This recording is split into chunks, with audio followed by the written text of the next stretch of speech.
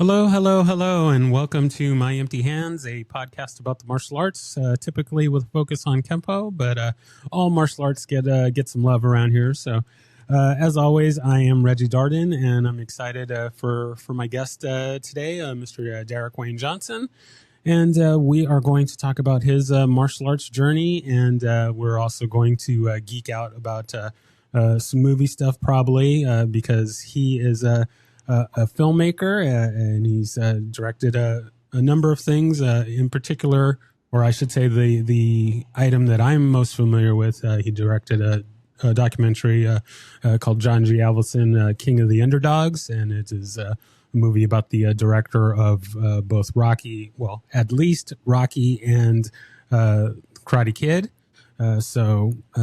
Really great documentary. So if you haven't seen it, you need to go and see it.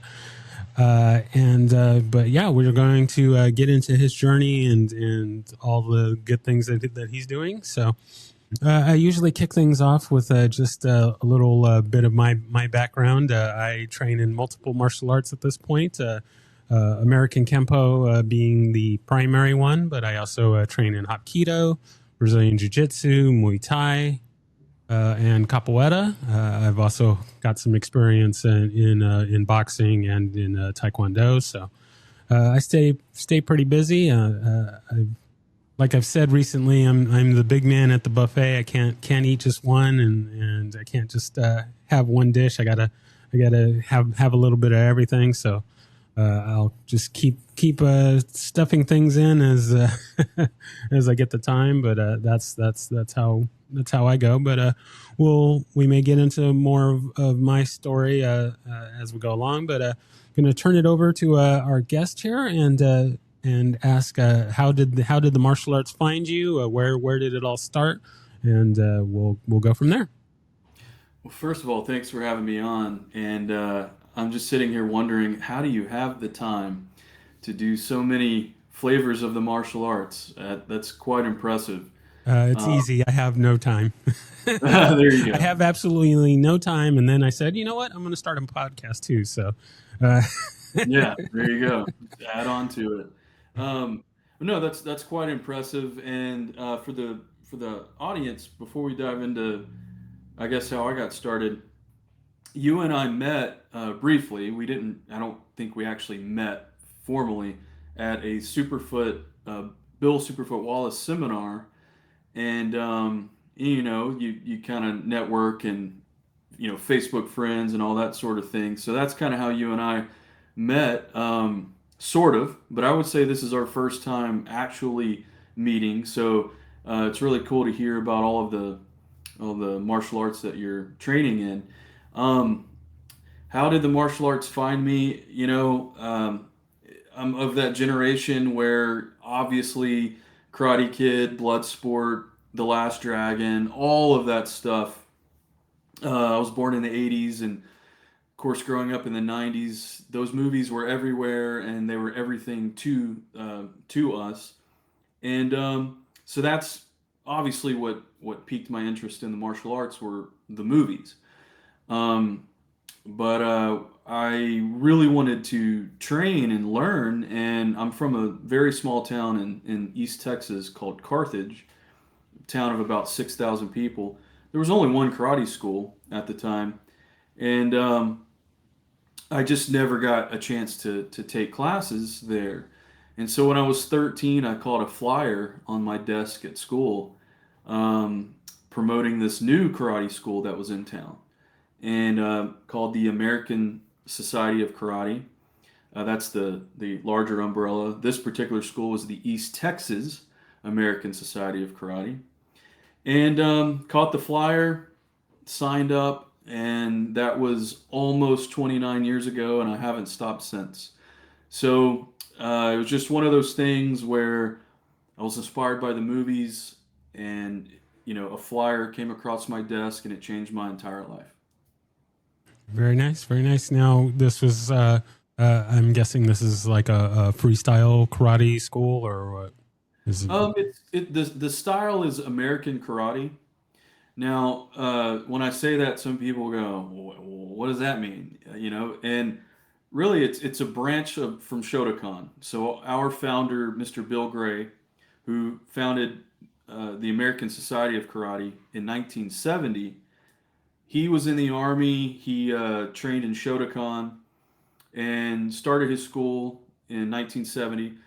In 1975, started working with Bill Superfoot Wallace, and they kind of together helped craft this. I don't want to give too much credit or too little credit, but I will say they worked together hand in hand, and it kind of helped this style come to be. But again, we can't take credit there for American Karate. That name, tons of people have sort of coined their style of karate as American Karate.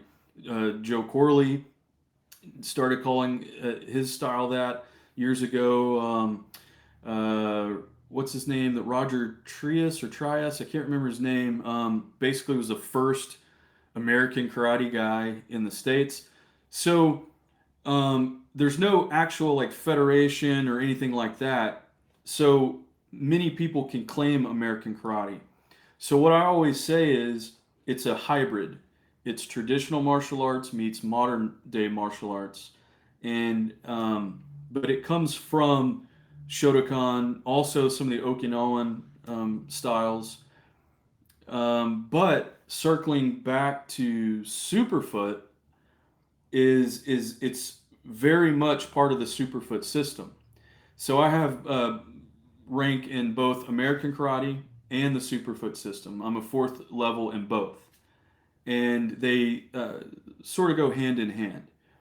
Um, anyway, that's kind of like my style. Obviously, there's different organizations, different schools that even I think oh, names escape me. I want to say Sensei Seth on YouTube. I Hmm. think he's American Karate. I could be wrong. You see it a lot in karate combat. When they say what's their karate style, it's American karate. So it is what it is. There's my long-winded answer of what style I started in.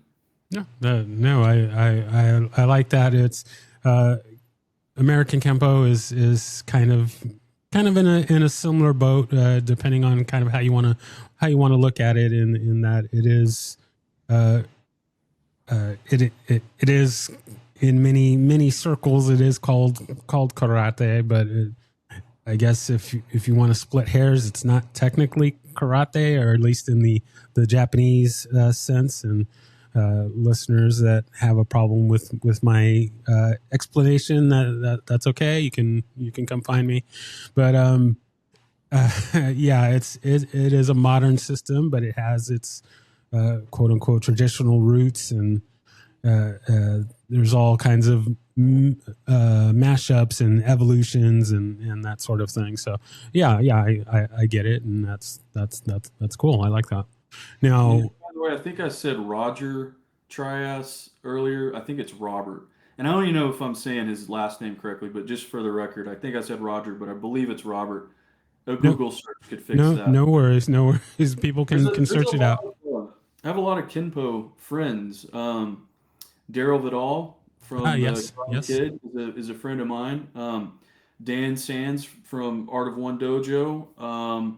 There's quite a few, and it's interesting because American Kinpo. It again, you're adding the American aspect to it, and I think that is I think it helps kind of summarize our two different styles. It's like we're not saying it's for me, for example, it's Okinawan karate. It's not. Obviously, there's roots there. Um, but yeah, one time someone said, "How can it be American karate when karate is Okinawan?" And I said, "Well, okay, so that's like saying Shotokan can't be karate because it's Japanese, and so on and so on. Korean karate, et cetera, et cetera." So a lot of silliness out there. I'm sure you are aware of with people, the keyboard commandos. But hey, I've been training in this style almost 30 years, so uh, you know I believe in it. Yeah, yeah. There's definitely that exists in all the different arts. Definitely in the Kempo world. Ed Parker fought with that, and when he decided that he was going to call the system American Kempo, he got a lot of pushback from his peers, and that no, it needs to be Polynesian Kempo, or it needs to be Hawaiian, or this and that and this. And he's like, I'm an American, and this is an American art. So, yeah, there's always going to be those fighting of, oh, this name or that name, and at the end of the day, it's like, let's just get the art out there, and it doesn't matter what we call it, or anything like that. So that's fine. So now, so with this the American karate, with the Superfoot system, where was that? So that they're completely separate, or how did you get involved with the Superfoot system? So they are separate, but sort of similar in the sense that so the American Society of Karate founder, Mr. Bill Gray, is best friends with Bill Superfoot Wallace. They've trained together for 50 years since 1975, and Superfoot was instrumental in helping Mr. Gray's school get off the ground. Now, my immediate instructor, Mr. Robert Lamont, passed away this past January in 2025, and he got his belt under Mr. Gray. So Bill Gray, Robert Lamont. Bill Wallace, uh, since we are a Superfoot System school, the American Society of Karate, is also kind of a branch of our school, if that makes sense. So I first met Superfoot when I was 19, and years go by, and then I become a part of the Superfoot system, holding rank there. And when I earned my fourth degree in American karate, I did not test for my fourth degree in the Superfoot system because Mr. Lamont passed away, and we just didn't do the other part of the test. So um, I asked, Mr. Wallace, hey, Mr. Lamont has passed away. I have, a third level rank in Superfoot system. I've got my fourth level in American Karate. I'd like to test through you directly for my fourth level in Superfoot, kind of level out. And he said, absolutely. And, so this November, I went up to Indianapolis for Superfoot's 80th birthday bash and tested for my fourth level. And so now I've kind of evened out my belt ranks in two different styles. And, the Superfoot system is more leaning towards kickboxing. Obviously, it is karate and kickboxing. Whereas American karate is both as well, but does, we do kata, we do weapons, we do self defense, we do ground fighting, the whole array of karate, very much on sparring and the sport aspect. We always say the art, sport, and self defense aspects of karate. Whereas Superfoot system is more of the sport, is more kickboxing. So that's kind of how I differentiate. I almost feel like I have, that I'm a part of a style in one sense and then a system in the other sense. Because in the Superfoot system, there's so many different black belts from different styles, but we come together in this system, if that makes sense. Yes, yes, yes. I like that. I like that. Yeah. So so now with the training, and we may kind of bounce around here. There's a lot of things I want to try and cover, but well, my mind's crazy that way, and we'll just roll with it. But I'm curious. So did you get into the competing side of it at all? Oh, yeah, I've been competing since I was 14. I started when I was 13, but a month and a half later, I turned 14, and that's when I started competing. And I haven't stopped. Again, it'll be 29 years in January. Basically a lot of in my earlier days, a lot of kata competition, a lot of weapons competition, but always sparring, point sparring, and then you get up in the ranks, and it's heavier sparring, not to the knockout, but heavy contact sparring, continuous sparring, et cetera, et cetera. So that aspect, I never went like I've done some full contact. I even did some boxing and won my first excuse me, my first match there by RSC, referee stops contest. I just hit the guy so many times in the first 30 seconds of the first round that he didn't throw a single punch. I think he was stunned from the get go. And I later asked the guy, I can't remember his name, wonderful guy, but just had no business, I don't think, being in the boxing ring. And I said, what happened? And he was like, man, I was out on my feet immediately. And that was cool because, and also found out he was a brown belt in karate. I don't remember which style. I was a black belt at the time. So, boxing, kickboxing with the Superfoot system, full contact karate, you name it, point karate, all of that. And, you know, it's funny because when like karate combat comes around and all these kinds of things, obviously UFC's been around, but it's like, man, I'm one of those old guys now that's like, if that would have been come out 10 years prior, I would have signed up. And it's who knows.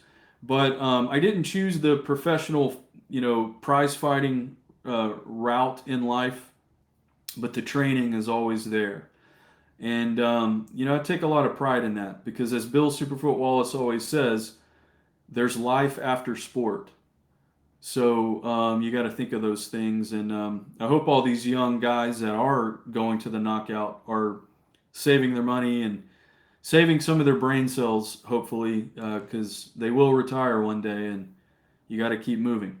Oh yeah, for sure. You have to have a backup plan for after the fighting and after the competing and all of that stuff. You gotta have something for the old age home and all of that. So yeah, it's pretty crazy and yeah, I totally get it. When you're young, you think you're invincible and you think you can do everything, and nobody tells you kind of how downhill stuff goes when you when you start getting old. There's so many things now that I'm realizing that just was never told that oh, my back's gonna hurt all the time, my knees are gonna hurt, and I didn't even, I mean, I when I started martial arts, I was in a handful of tournaments. I got disqualified in every one of them, and just to think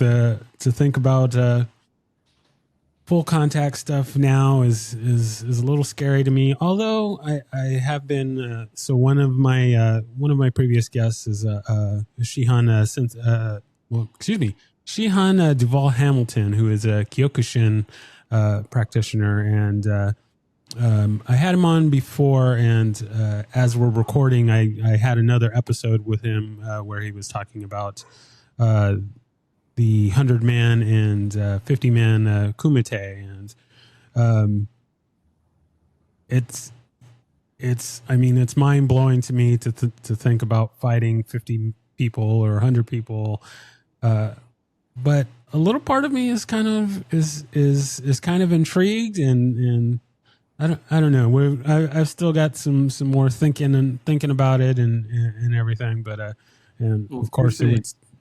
take a lot of training. But one of his students, I guess, semi recently did a 50-man. Yeah, it was a 50-man, and he's in his. I believe he's in his mid 50s. So it's still, I'm considerably younger, so there's still potential to make that happen. So we'll see.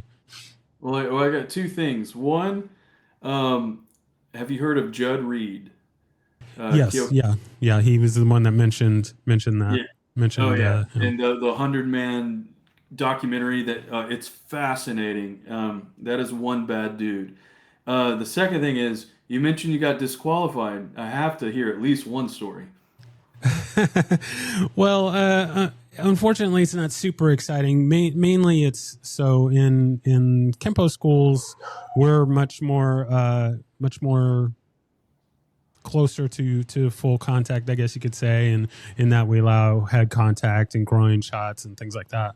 And a lot of the tournaments that I would go to were kind of open tournaments, and uh, still kind of baffling to me that at a lot of these open tournaments, head contact and face contact were not allowed, and so I'm used to the old back knuckle reverse punch and the move we call the California Blitz and that sort of thing, and so I would just kind of use you fight how you train, and I'm used to throwing those head back knuckles and.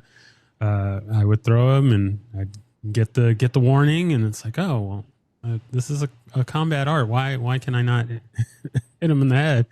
And just muscle memory or whatever would take over, and I would just throw that back knuckle, and so I would get disqualified at these open tournaments and stuff. So yeah, it was just kind of how it goes, and uh, you know.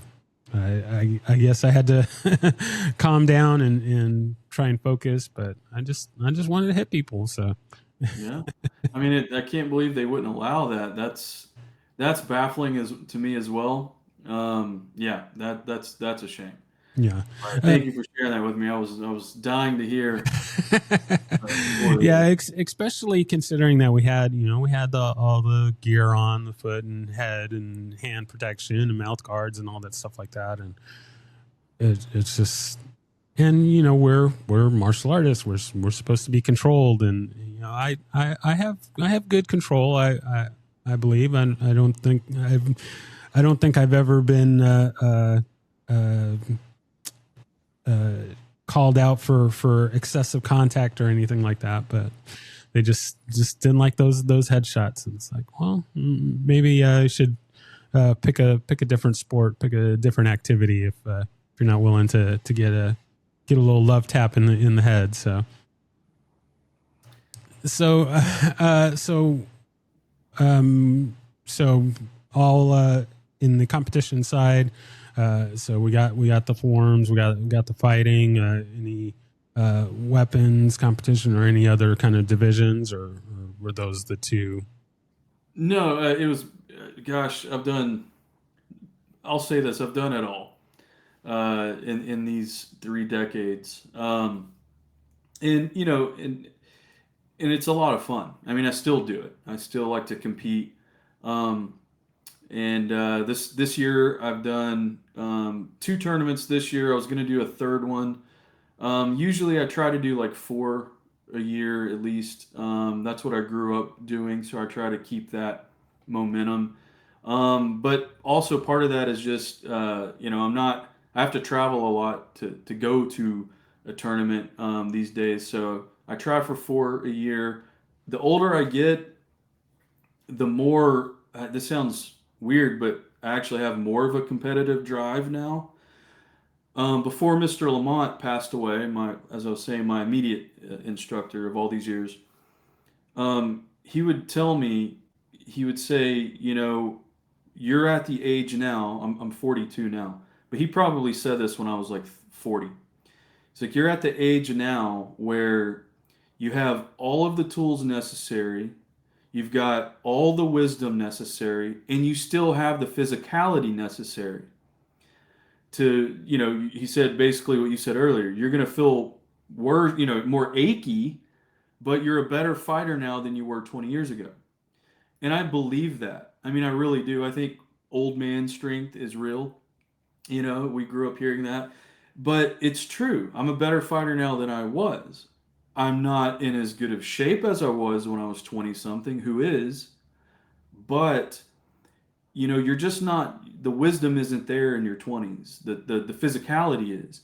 So I really love competing, and I really love competing in the younger divisions, the 20 somethings and the 30 somethings, because they give more competition. If I'm fighting Usually in the 40 somethings and up, maybe not so much, and that's just how it is. But so I usually get stuck with the 20 somethings and the 30 somethings, and I absolutely love that. Now, one day, maybe that'll change. But for now, I just feel like I don't want to say I'm in my prime. That's not what I'm trying to say.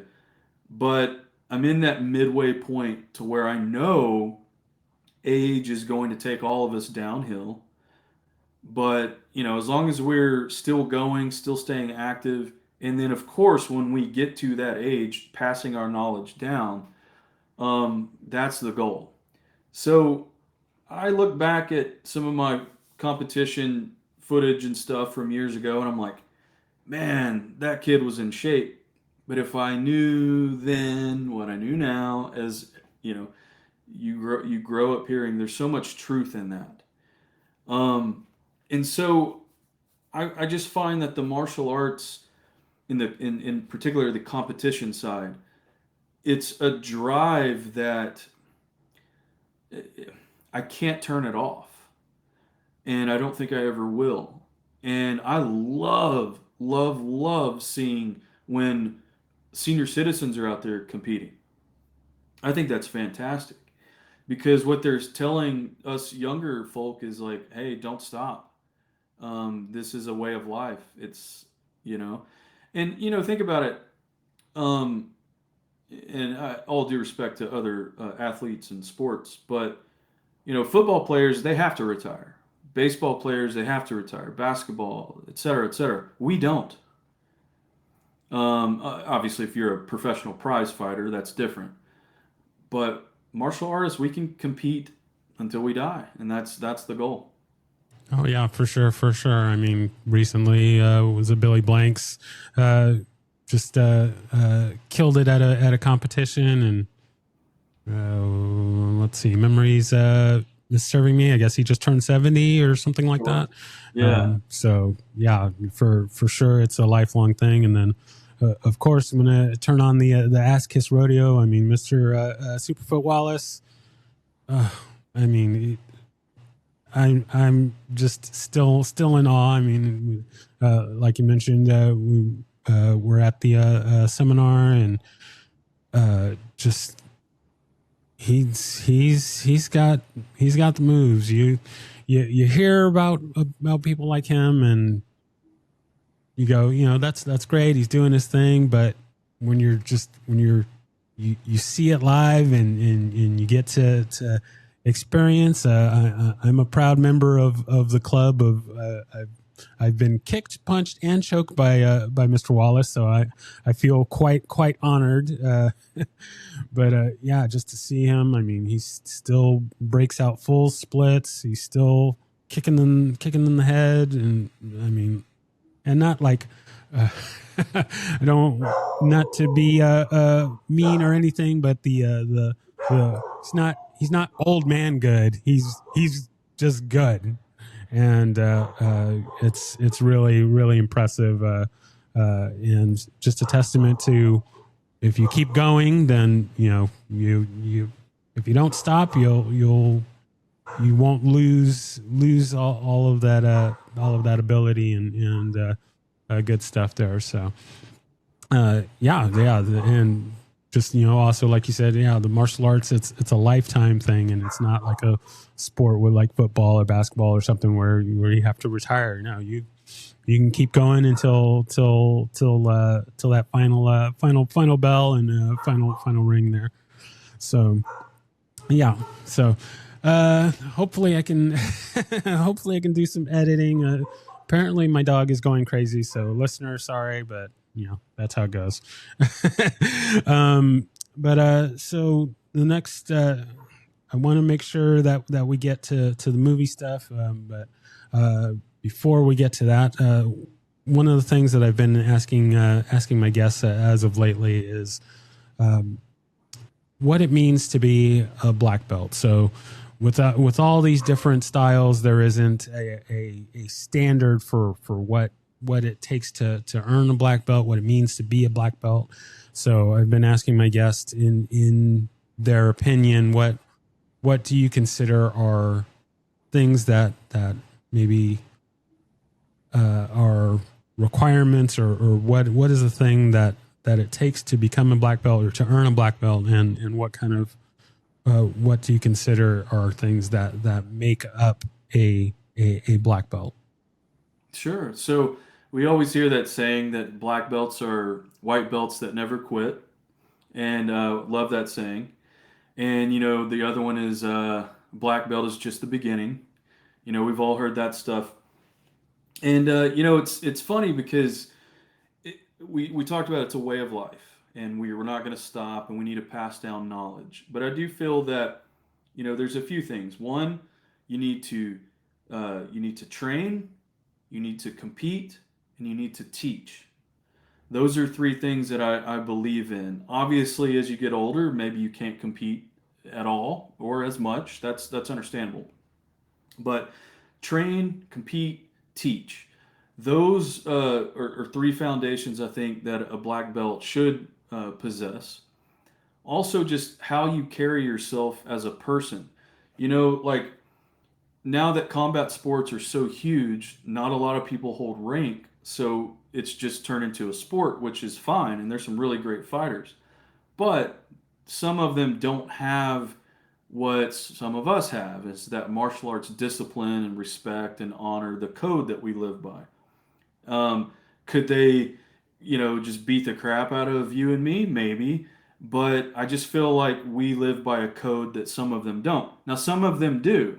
You take like Stephen Wonderboy Thompson and Lyoto Machida, people like this. Yes, they live by the code. They are true martial artists and, uh, sport fighters. So I feel like it's being a black belt. It's mastering a set of curriculum, but going beyond that curriculum. In other words, if just do understanding and mastering the moves you were taught, that's a big part of it. So you could pass that down. But also being a black belt is having an open mind and exploring other art forms, other sports, other ways to make these moves more effective. If we all, as black belts, didn't question what came before us, we would just live in this cycle where nothing's evolving and getting better. So I am a believer in if it's not broken, don't fix it. But at the same time, you still need to look for ways to challenge yourself and the art form of which you are practicing. So I would never, but there's also a time and place. So like I would never, hold my hand up in class and argue with my instructor. I would do so maybe after class in private, and it wouldn't even be an argument. It would just be like, well, what about this, this, and this? But in class, what I would do instead of arguing about something that I didn't think was correct, I would just show them what I think is correct. Let them decide if how I've taken a technique or a combo or whatever and evolved it or learned from another style or another martial artist and see if they respond to it. And usually they do. If they don't, they're just kind of stuck. Oh, well, I'm a black belt. Well, yeah, so am I. But I'm also willing to put a white belt on and go to a different art and learn from it and bring it back to the dojo. So I think that's a long-winded answer of what I feel a black belt is. You can't rest on your laurels, or you can, but I don't think you should. I think you should just stay humble and say, you know, maybe this is how we should do this, or maybe not do this anymore, or whatever, or just add to. Um, yeah, that's what I think a black belt is.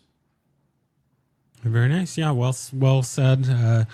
I agree with that sentiment. A previous guest, we were speaking about this, and in that there should always be this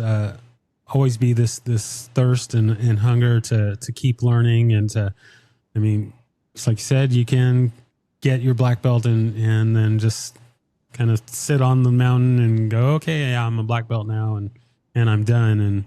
and that's in my opinion, that's it feels very odd to spend so much time and so much energy and literal blood, sweat, and tears to reach that accomplishment, and then to stop. And it's been said before. It's like getting to getting your black belt and stopping is like learning to drive and then getting your driver's license and then you don't drive. It doesn't make any sense to me, but I get that life gets in the way and there's all kinds of different things that reasons for it, but it feels very weird to me that you would put so much work into something and then just be like, okay, I'm done. So, but everybody has their journey. I know for me, I don't intend to stop. I'll stop 10 minutes after I'm dead, and then we'll kind of go from there. But yeah, I like what you're saying there.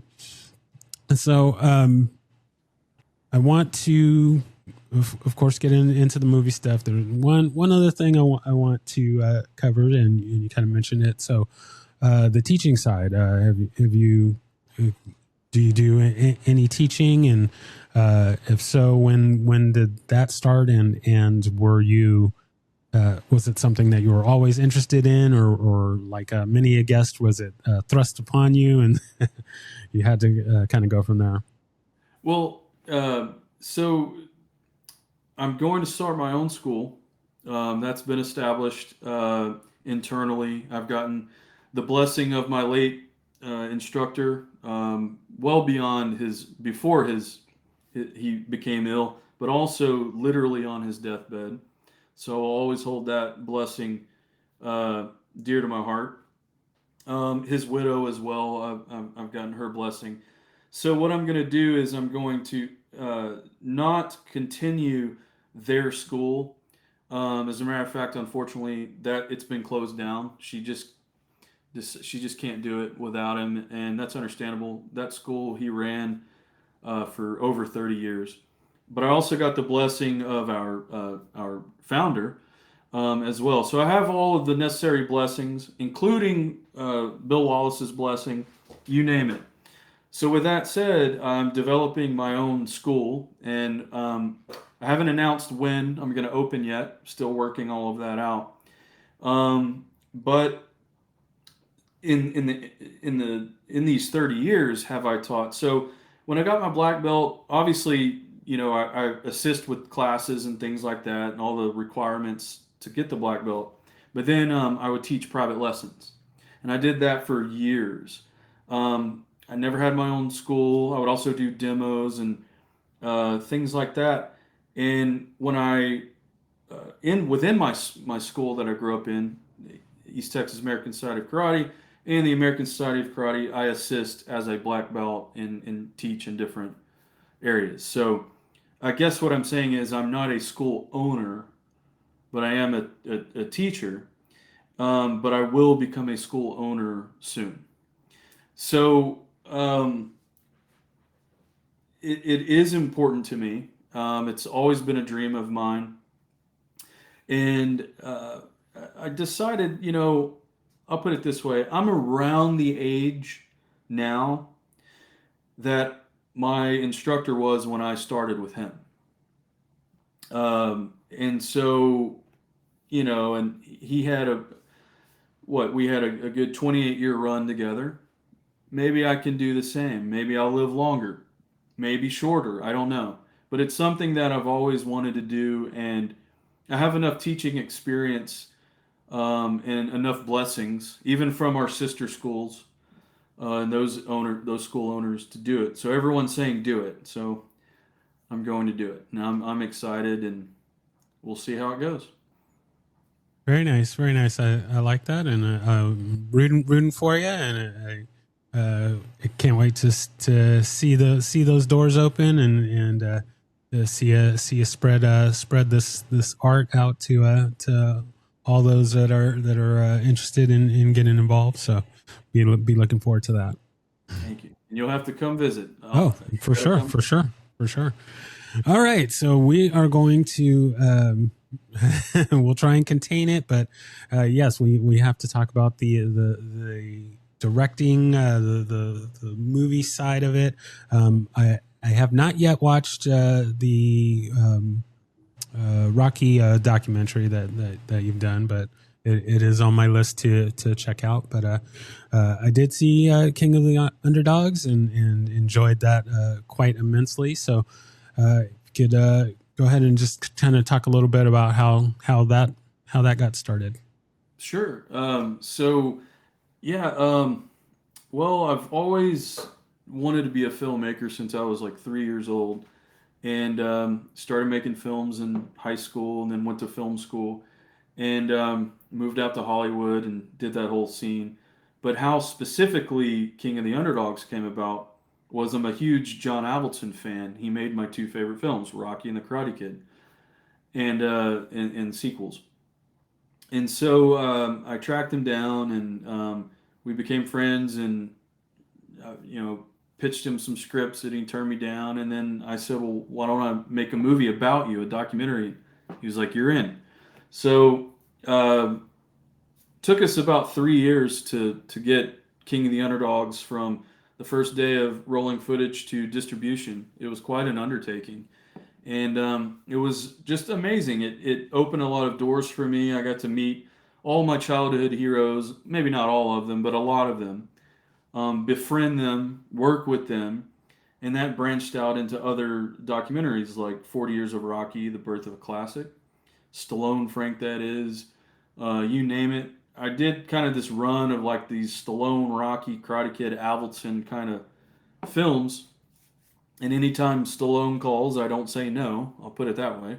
So he and I've done a Oh, few for together. sure. Yeah, I think we've done like 5 projects together. Oh, very And nice. so, um, yeah, John was like my filmmaking mentor, if you will. And I just felt like, here's this guy that we all know his movies, but we don't know his name. And so I just wanted to highlight him. And then he unfortunately passed away about a month and a half before the movie came out. But he got to see it. He got to go to the world premiere, and he gave me hundreds of notes on the film, and he was very involved with it. So yeah, I think the world took to it pretty well. And then right after that, Cobra Kai came out, and his legacy right there, it speaks for itself. The Creed films, that legacy speaks for itself. So yeah, the great John Avildsen, the who I called the king of the underdog films. Very nice. Now, I know with doing this show,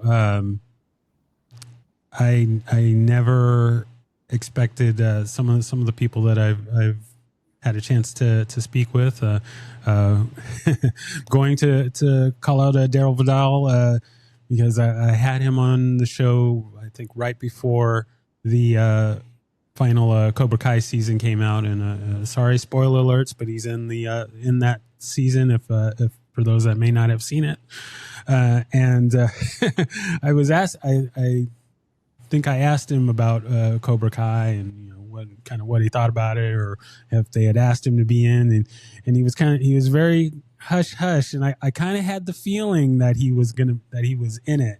And sure enough, like I think a week after I put out the episode, the Cobra Kai came out, and it's like, oh, here's Daryl for that. I was like, darn it! Like I know you gotta, you probably signed something. You couldn't say anything, but I was just kind of shaking my fist at him, like, oh, well, you should have let me know. But He's a great so, guy, by the oh way. I yeah, love yeah, Daryl. he's fantastic, fantastic. But so doing the show, I've got to talk to a lot of people that I never would have expected. So.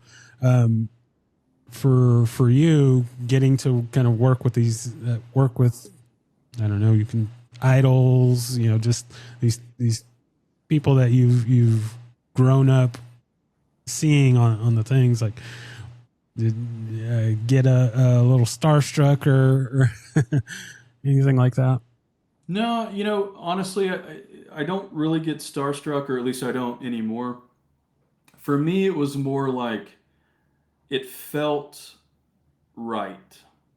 You know what I mean? It was like it felt like, okay, yeah, this makes sense to me. I should be here right now working with this person, right? And then you look back at it and you're like, wow, that's pretty cool that, I did that. I'm just this kid from Carthage, Texas, you know.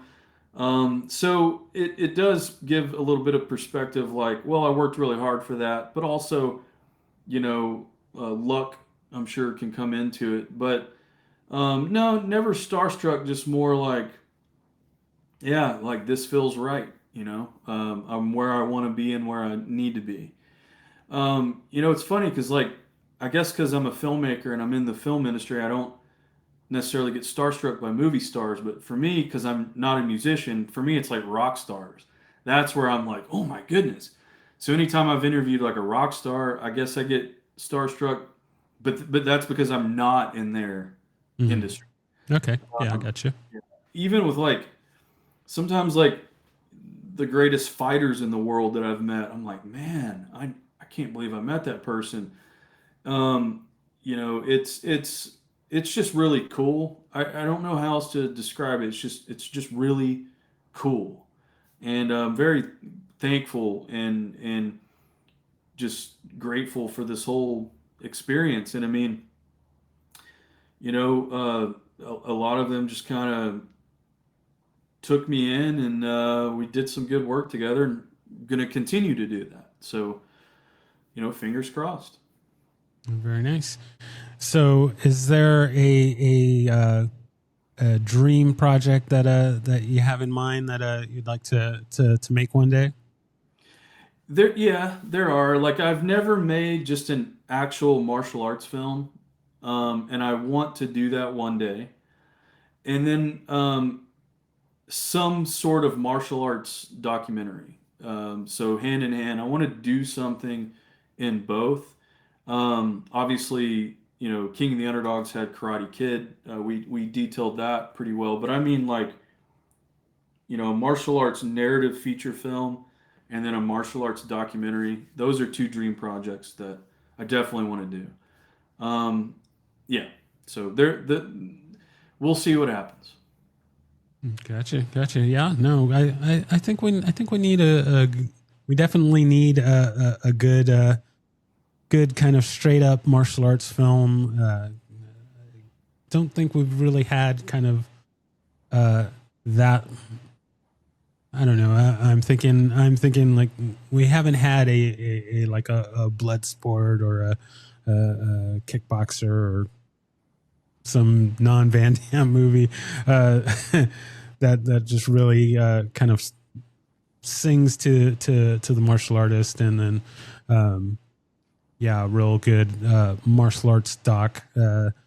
Um, do you think it would be something that would cover a particular system or a particular person, or maybe a little more generalized? Or It's the idea for the documentary I have. I don't want to say it yet, but it would cover an era, a really interesting professional kickboxing era. There, I'll say that. So I'm winking at you through the microphone. That's kind of what I want to do is highlight an era. And then as far as a narrative feature film, I've got ideas because if you think about it, it's like the Bruce Lee films were very raw and I mean just hard nose, right? Then you got Karate Kid, very soft and beautiful.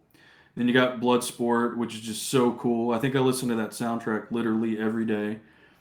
And then you've got like there are some modern martial arts films, but like other than Jackie Chan and Jet Li and Ninja Turtles, like name one that stuck out. You can't.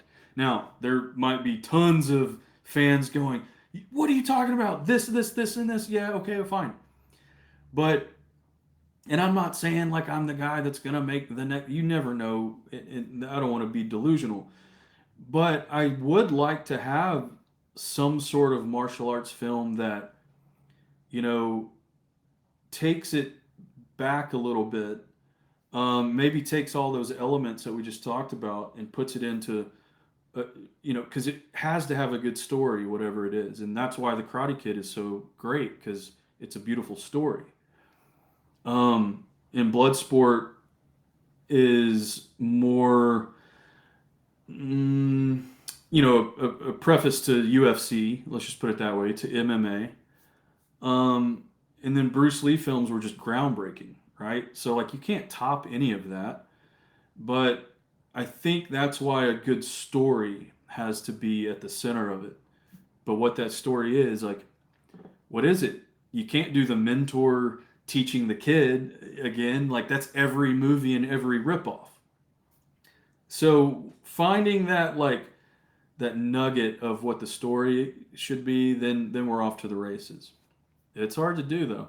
Oh yeah, for sure. To find that secret sauce that is going to capture the audience is, yeah, it's hard to get that lightning in the bottle, and uh, without it being, oh well, yeah, we did that in this movie, we did that in this movie, yeah, to find all those kind of right elements and right timing. And uh, I look at so many movies, and it's just iconic movies that wouldn't have happened if it wasn't for just all these right pieces kind of coming together at that right time. So yeah, it's hard to plan that.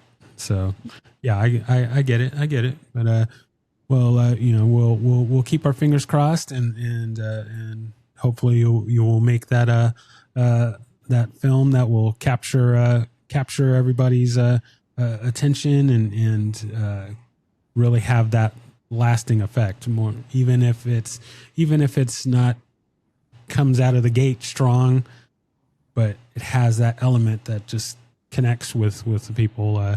That's what we're really shooting for. So,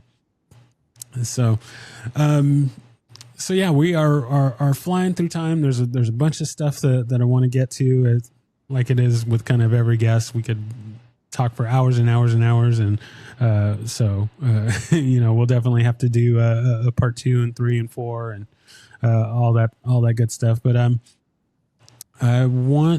trying to think if there is another. Well, I did. So before we got hit recording here, I saw you on another show, and there was some talk about the Rocky movies, and I want to put this out there, and people can come find me if they want. But I'm going to put it out there that Rocky 5 is not that bad. Is not as doesn't deserve all the hate it gets. I quite enjoy it, so I'm just going to put that out there. People can come find me if they want, but I quite enjoy that movie. Yes, it's not the greatest of the Rocky films, but I enjoy it. So I'm just I want to get it on record there that don't sleep on Rocky 5. It is an enjoyable film, and it's got a lot of good qualities. So Yeah, and hey, I'm assuming we're around the same age. I'm 42. I'm 40, Um, how old am I now? I'm 47. So 47. Okay, I thought you were younger than me, so you're in good shape.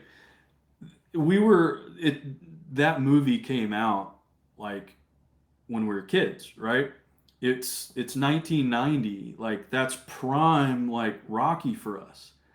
And so to me, it's like, yeah, Rocky one's the best, and we could keep going, picking, and then Rocky Four is probably the most popular as far as like just watching it for the montages and stuff. But Rocky Five came out like when we were like, I was what, 7, and you were what, probably 12, I guess, yeah, if I'm somewhere doing my around there. Yeah, math correctly. Perfect timing for us to watch that movie and dig it. And I think Tommy Morrison was just fantastic in that movie. I He was so agree. raw and real and full of rage, and yeah, I think it's cool. Yeah, there's a lot of problems with it, as you said, but to me, like Tommy Morrison just kind of makes that movie.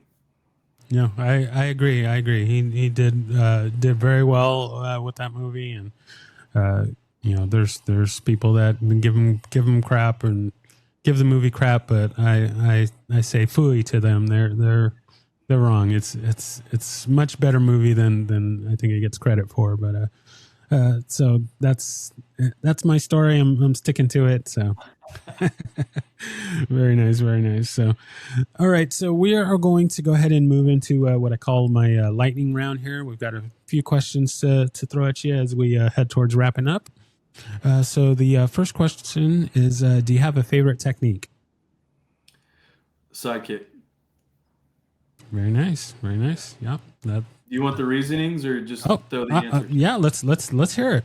Cool. So my fastest is my front roundhouse, but as you know, that's like the jab of the foot, right? Doesn't do a whole lot of damage. But the hook kick, if it lands, it hurts pretty bad. But the side kick, you can get it out just as fast as the front roundhouse, except you're not popping them, you're literally stopping them. So I use it as a counter side kick usually, especially if a big guy's coming in on me. I'm gonna go for the gut and with a side kick. So that's my favorite. Um, yeah, I just love it. Very nice. I like it. I like it. All right. Next question. Do you have a favorite form? Ooh. So yes, in my style in American karate, we do a lot of the kind of the basic katas that most people do, but we call them H forms.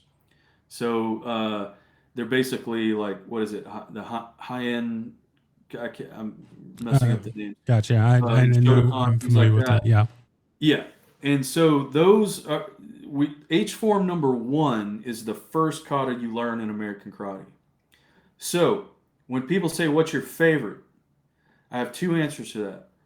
My best is H form number one because I've done that more than any kata ever. It's the first kata, right? So it better be the best. My favorite is probably a kata um, called Destiny. Cheesy name.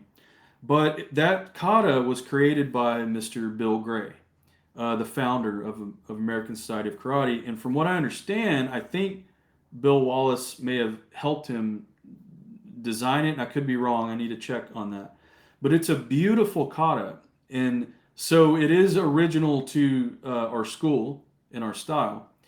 But the reason why I like it is it has a linear motion to it as opposed to the H form, right? Okay. Okay. Gotcha. So, and it's linear and it has some aerial techniques, but it's really teaches you how to go down the line and back down the line.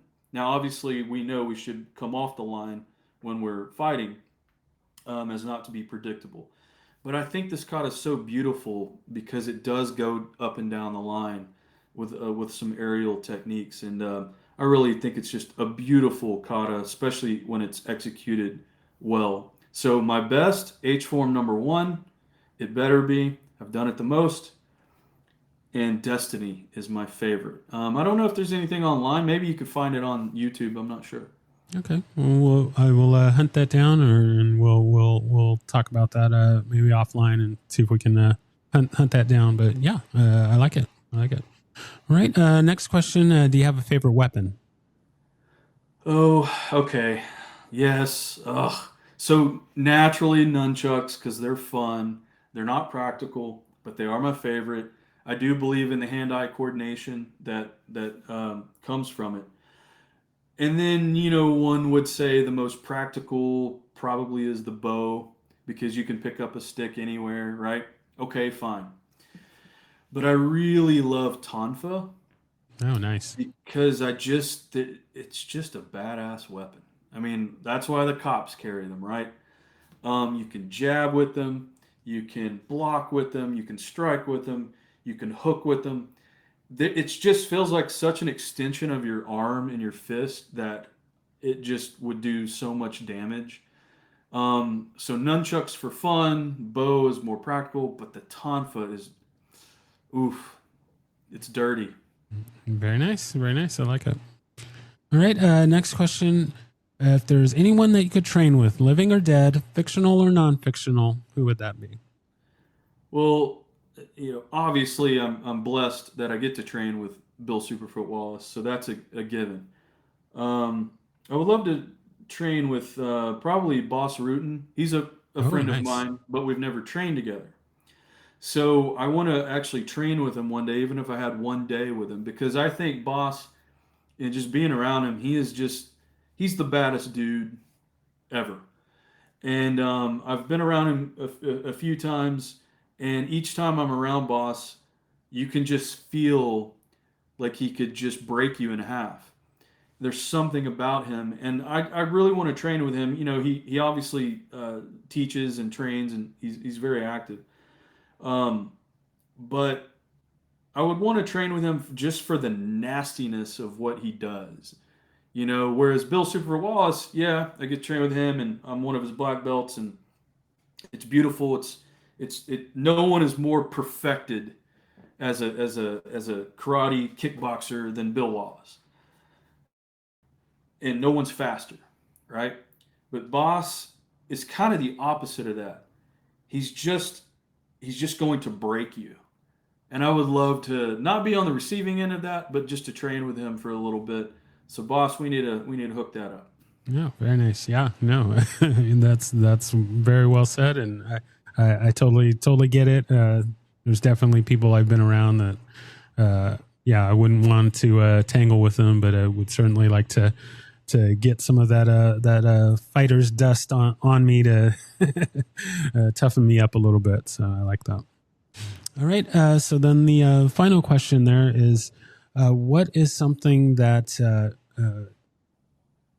either always motivates you to train, and or what is something that you would like to give out to the listeners as a motivational thing to get them to train. Now, I always frame this question, and you're the perfect person to have this question on in that I use the example of Rocky IV, the training montage, running in the snow, chopping the wood, Hearts on Fire's playing. Like, I see every time I see that scene, I'm ready to get out there and into the studio and get on the mats, and I'm ready to train. So what is something that either always motivates you, or something that you would like to put out there as a motivation for others to train?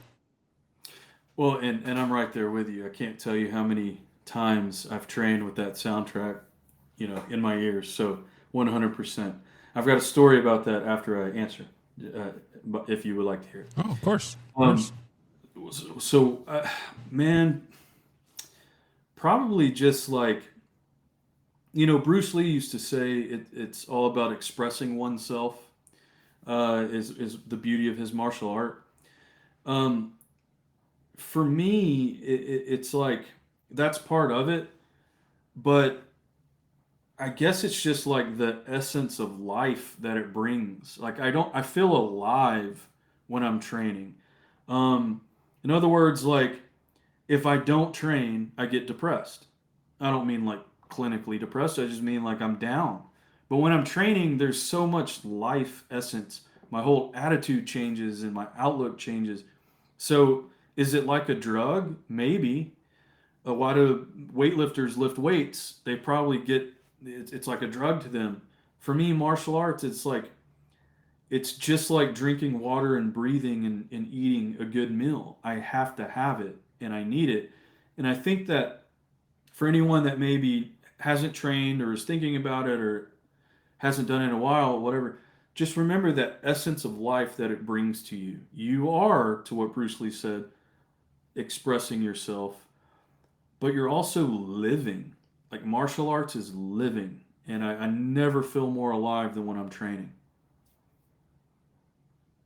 Very nice. Yeah. Well said. I agree. I agree. I'm just in, even though I train in so many martial arts, obviously I can't make it to every class, and yeah, I miss a few classes or something. You You feel it. You feel that depression. You feel that downness. You feel that ache, and you want to get back out there. So I like that. I like that. All right. I'll Oh tell you that story real oh quick. yeah, yeah, yeah. Yes, I yes. don't Let's want the go. listeners to go, wait, he was going to say something and he didn't say it. So, little tidbit. So I broke my foot about 5 years ago. Actually, my heel, my calcaneus. I fell off of a ladder and broke my foot. So I was out, and I was actually editing for Sylvester Stallone at the moment. I was editing a documentary for him called "The Making of Rocky versus Drago." It's a documentary, you can find it on YouTube, where he's in the editing room recutting Rocky 4.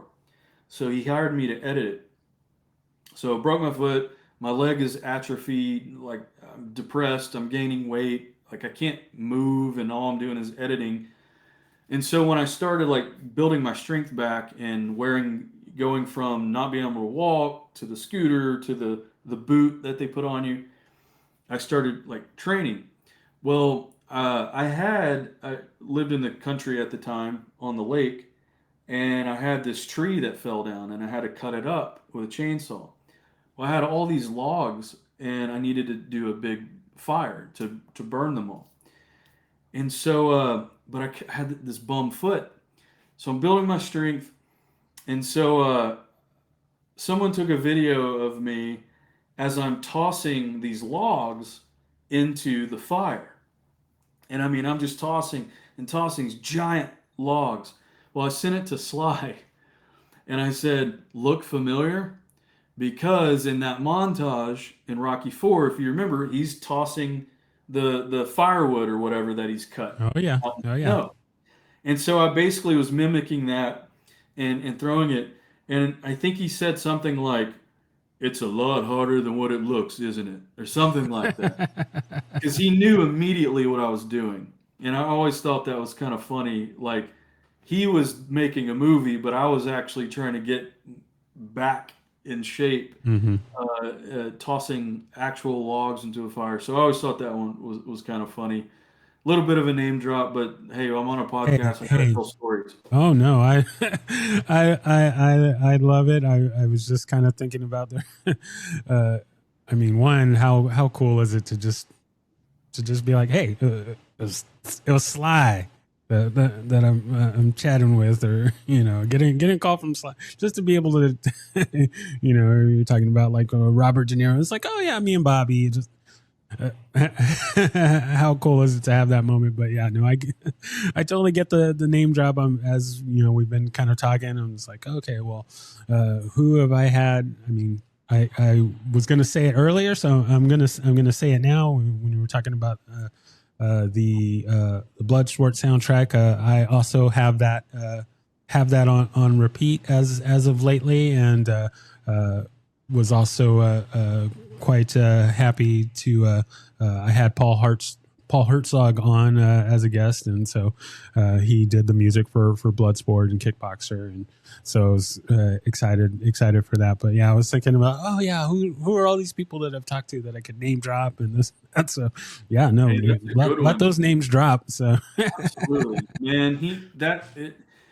His soundtrack, it was just a revolution. I mean, a revelation. Sorry, it was just a revelation. It was like, what is this? It's so good, and you take it for granted as a kid, and now that we're adults, we're like, this is magical.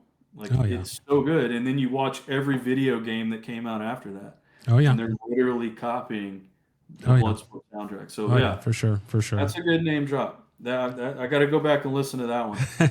I like it. I like it. All right. So we are at our final bit of the show here as we wrap up, and that is shameless self promotion. So you can plug anything that you'd like, or if there's anything that we didn't cover that you wanted to make sure we got out tonight, you have the floor, and then we'll close out from there. Not at the moment. I just had a documentary come out, premiered, but it's not out yet, called Mr. Magnetic. It's a little shift from what I normally do, but it's about the making of a jazz album. So hopefully it comes out for everyone in 2026. Um, but I don't really have anything right now to plug. I would say if you want to get in touch with me, Instagram is a good place, or Facebook. Easy to find. Just make sure you know I'm not The Rock. I'm not Dwayne Johnson. It's Eric Wayne Johnson. But yeah, nothing really to plug at the moment because I usually try to save my plugs for when I know something is out for people to watch, and I'm just in that limbo stage where nothing's out at the moment. Yeah, I hear you. I like it. Well, I will throw another recommendation for King of the Underdogs. I actually was intending to watch it again before we talk, but I'm gonna get it queued up after this, so so I Well, can I watch it appreciate again, and that. then I definitely need to watch the Rocky one as well. So, Well, and then if I will add to it, then I'll promote some older stuff. So Stallone Frank, that's streaming on Prime, about Sylvester's brother Frank. Of course, 40 Years of Rocky, King of the Underdogs. And then do check out the making of Rocky versus Drago. That's free on YouTube.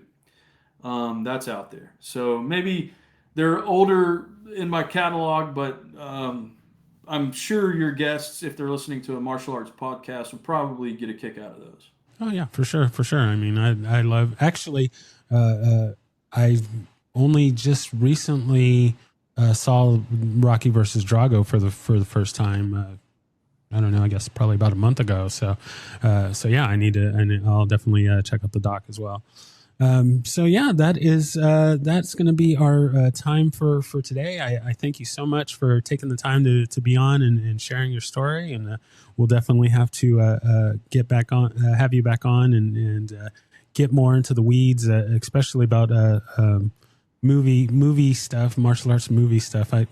I've kind of wanted to to stick more of that sort of thing into the show, but I don't know, things kind of go off the rails pretty quick. So I don't know. We'll Anytime see. you want to chat about martial arts movies, I'm your man. But yeah, we'll definitely have to do that. Maybe we'll do a special bonus episode and just nerd out on movies. But yeah, once again, I thank you for being on, and I can't wait to get this out for the listeners to hear. And I just thank you so much for being on and sharing your story. Well, I thank you, and keep training because you're doing a heck of a job. All right, thank you. Thank you for listening to My Empty Hands. If you enjoyed the show, please share it with a friend. If you didn't enjoy it, please share it with an enemy. If you'd like to be a guest, or if you would like to recommend a guest for the show, please email me at podcast@talkingkempo.com. Thank you.